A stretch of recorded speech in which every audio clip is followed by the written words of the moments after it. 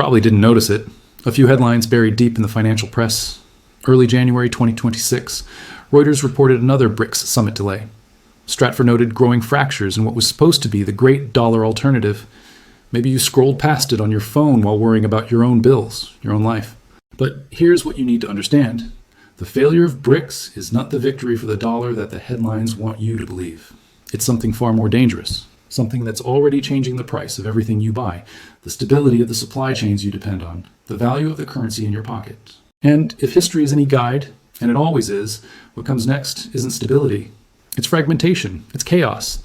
It's the kind of economic breakdown that precedes the conflicts nobody wants to imagine. Let me take you back for just a moment. Do you remember when everyone was talking about BRICS? Brazil, Russia, India, China, South Africa. The coalition that was going to end dollar dominance. The digital currency that would let them trade without American oversight, the New World Order rising from the global south. For years, the narrative was relentless. Serious economists, geopolitical analysts, even some Western officials warned that America's weaponization of the dollar, the sanctions, the seizures, the financial surveillance, was pushing the rest of the world toward alternatives. And BRICS, representing roughly 40% of global population and a quarter of world GDP, seemed like the logical vehicle.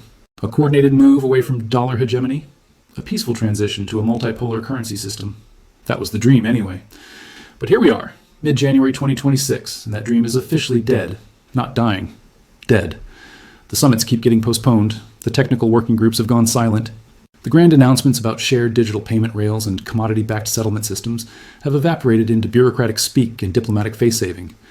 Ian Bremmer posted an analysis on X just days ago, laying it out in stark terms. The BRICS digital currency initiative has collapsed under the weight of its own contradictions. India doesn't trust China. China doesn't trust India. Brazil is drowning in a fiscal crisis that makes coordination impossible.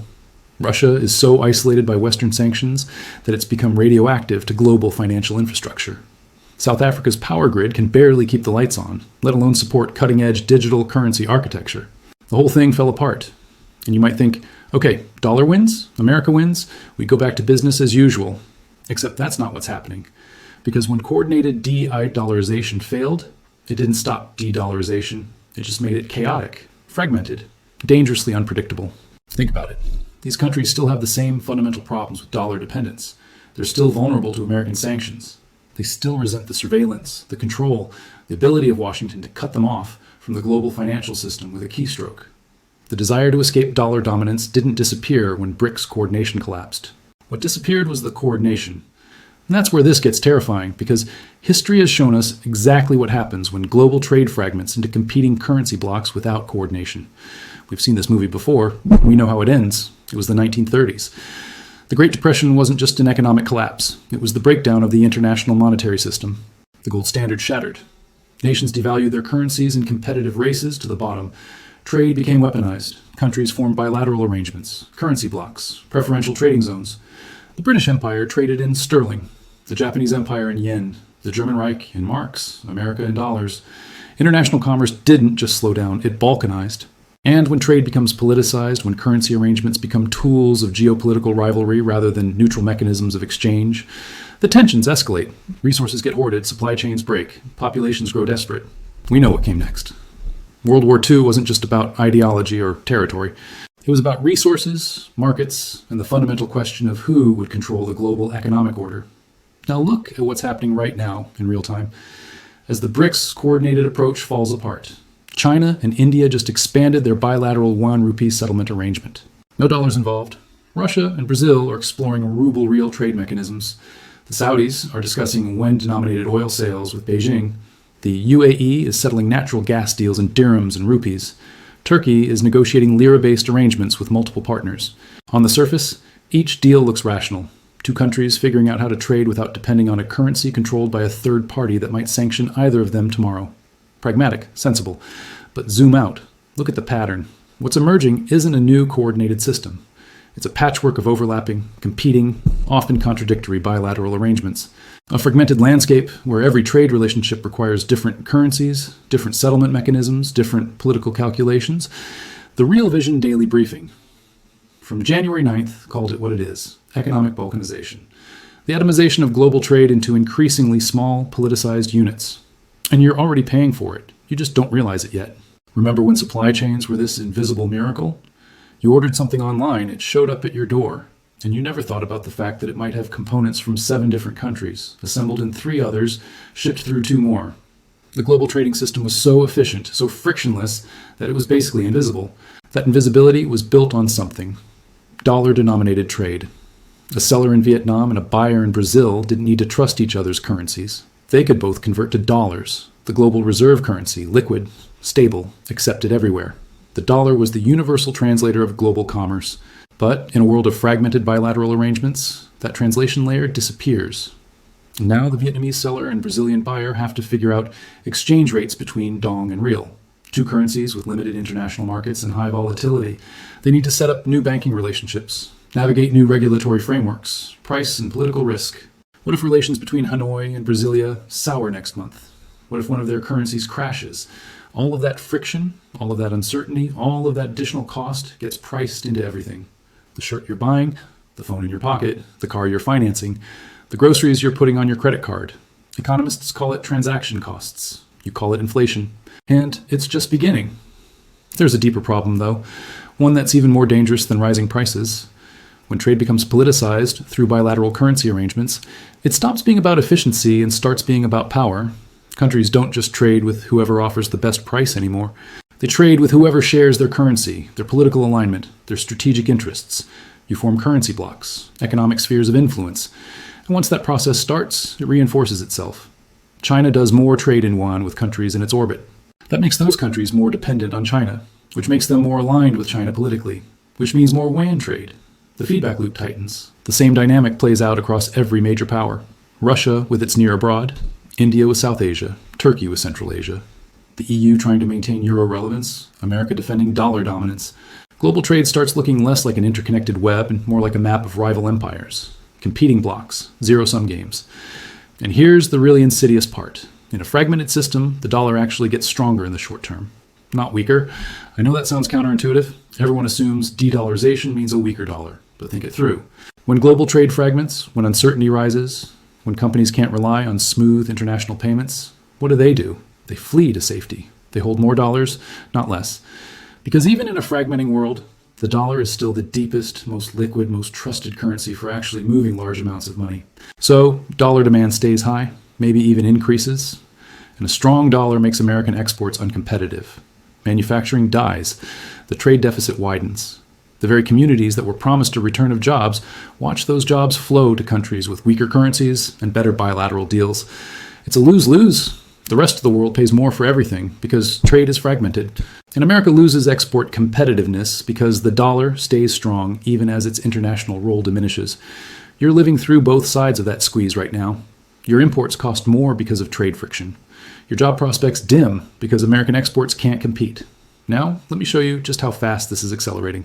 Go look at the data from the last quarter of 2025. China's trade in yuan hit new records, not because of some official BRICS digital currency, but because Beijing is signing bilateral deals everywhere. The renminbi's share of international payments jumped again, still nowhere near the dollar's dominance, but growing steadily through this web of bilateral arrangements. Russia, cut off from SWIFT and Western financial systems, is basically forced into alternative currencies for all its trade. Rubles with friendly neighbors, yuan with China, gold and barter with some partners. It's primitive, it's inefficient, but it was working well enough to keep Russian trade flowing despite the most comprehensive sanctions regime ever assembled. India, playing both sides, is settling oil imports from Russia in rupees, while exploring digital rupee arrangements with Southeast Asian partners. Modi's government knows they can't rely on dollar access if relations with Washington deteriorate. Brazil, despite its fiscal crisis, or maybe because of it, is desperately seeking ways to reduce dollar exposure. Every dollar of debt service is an anchor around their neck when the exchange rate moves against them. Even traditional American allies are hedging. The Saudis, who literally created the petrodollar system in 1974, are now openly discussing yuan oil sales, not as a replacement for dollars yet, but as an option. Insurance, a signal that dollar dominance isn't guaranteed forever. This is all happening in the wake of BRICS coordination failure. This is the chaos that emerges when you don't have an organized alternative, but you still have the demand for one. And if you think I'm being dramatic, if you think this is overblown, financial anxiety, disconnected from your real life, let me bring this home for you. You know that feeling you've had lately? That groceries are more expensive, but you can't quite put your finger on why? that electronics are harder to find or cost more than they should, that shipping times are unpredictable again, even though the pandemic supply chain crisis supposedly ended. This is why. Trade fragmentation creates inefficiency, currency uncertainty creates price volatility. Bilateral arrangements create bottlenecks when political relationships shift. That family down the street, you know the one, trying to make it on two middle-class incomes that don't stretch as far as they used to, they're not just dealing with regular inflation. They're dealing with the hidden tax of a fracturing global trading system. Every bilateral currency deal that bypasses the dollar adds a little more friction, a little more cost, a little more uncertainty that eventually shows up in prices. And it's going to get worse. Because we're still in the early stages of this fragmentation. Most trade still flows through dollar channels. Most companies still price in dollars. Most central banks still hold dollars as reserves. But the trajectory is clear.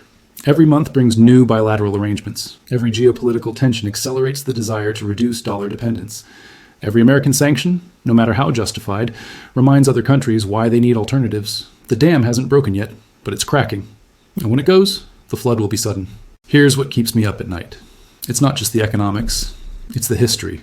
Every time the international monetary system has fragmented like this, and it doesn't happen often, maybe twice in the last century, it's preceded major conflict. Not caused it directly, but created the conditions, the tensions, the zero-sum thinking, the resource competition. When countries can't trade freely, when currency becomes a weapon, when economic blocks harden into geopolitical rivalry, the incentives for cooperation disappear, and the incentives for confrontation grow. I'm not predicting war. I'm observing pattern recognition. The 1930s, fragmentation preceded World War II. The 1910s, gold standard breakdown preceded World War I. The late 1800s, scramble for resources, and markets preceded the colonial conflicts that set up everything that followed. Monetary breakdown and geopolitical breakdown are connected. They reinforce each other. They create conditions where rational actors make increasingly irrational decisions because the system itself is broken. And right now, in January 2026, we're watching the early stages of system breakdown disguised as pragmatic bilateral deals. Let me give you another angle on this. Think about what BRICS coordination represented, even if it was never going to work. It represented an attempt at rules-based transition, a negotiated shift from dollar hegemony to something more multipolar. Flawed, sure. Probably doomed from the start, given the participants' competing interests. But at least it was an attempt at coordination. When that coordination dies, when the only alternative to dollar dominance is chaotic bilateral fragmentation, the transition becomes unpredictable, unstable, prone to miscalculation. Washington can't negotiate with a coordinated BRICS bloc anymore because that bloc doesn't exist. Instead, the U.S. has to manage dozens of separate bilateral currency arrangements that spring up like whack-a-mole. Sanction 1, 3 more appear, and each one chips away at dollar dominance without creating any clear alternative. It's death by 1,000 cuts instead of one clean break. And death by 1,000 cuts is harder to respond to, harder to reverse, and more likely to lead to desperate measures. I keep seeing this pattern in the data. U.S. Treasury holdings by foreign governments dropping gradually but consistently. Not a dramatic sell-off. That would be too visible, too escalatory. Just a slow, steady reduction. China's holdings down, Japan's down, Saudi Arabia's down. At the same time, gold reserves are climbing across the global south. Central banks that barely held any gold 10 years ago are now accumulating steadily.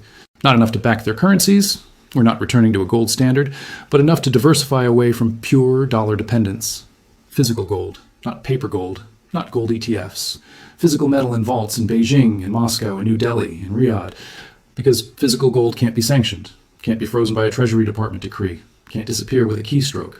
This is smart money preparing for a world where dollar access is uncertain, where bilateral arrangements and alternative currencies are necessary, where the old system doesn't quite work anymore, but the new system hasn't emerged yet.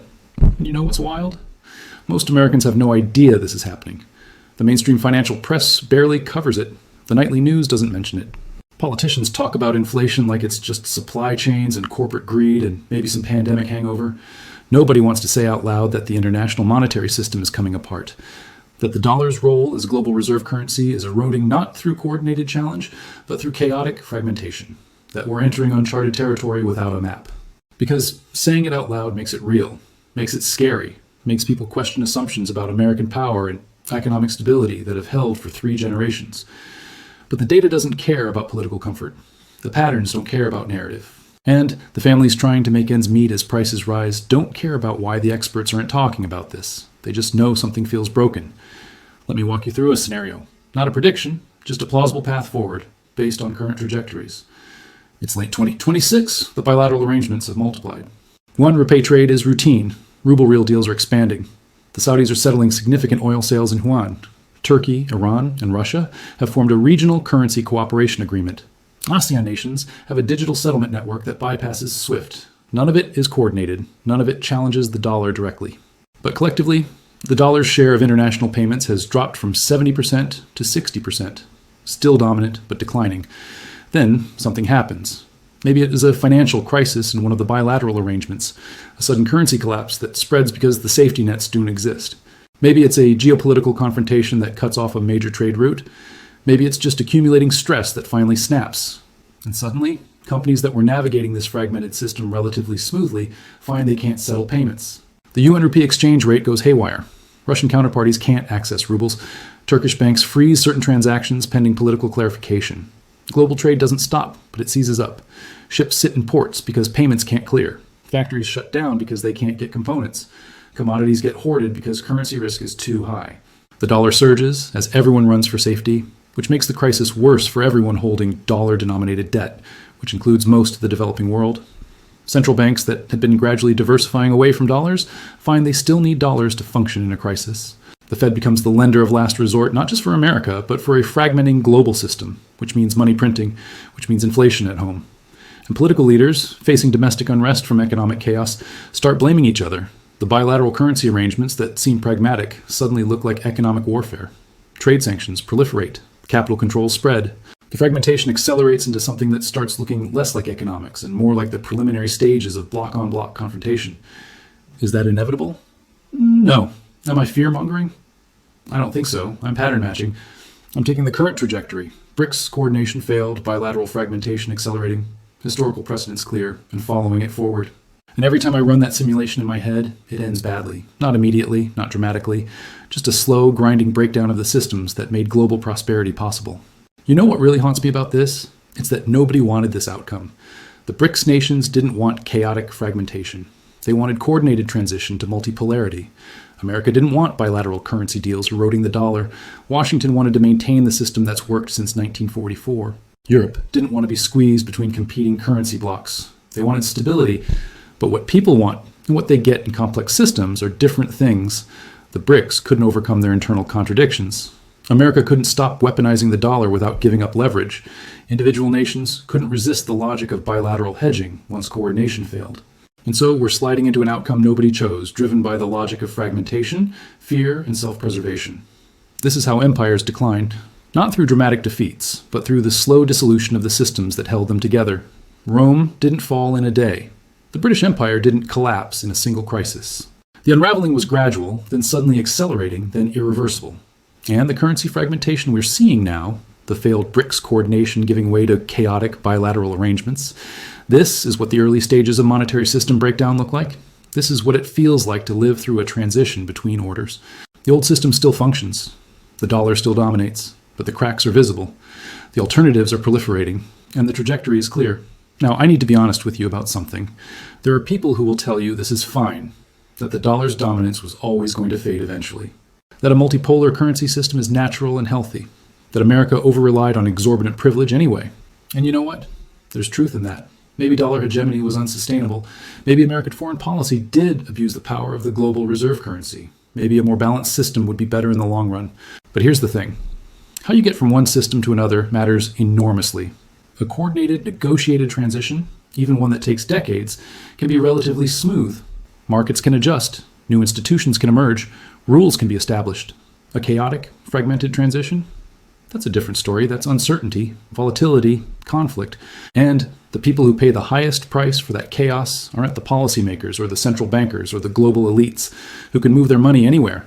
It's the families trying to save for retirement in a currency that's losing international relevance, the workers and industries that collapse when export competitiveness dies, the communities that get hollowed out when trade routes shift and supply chains relocate.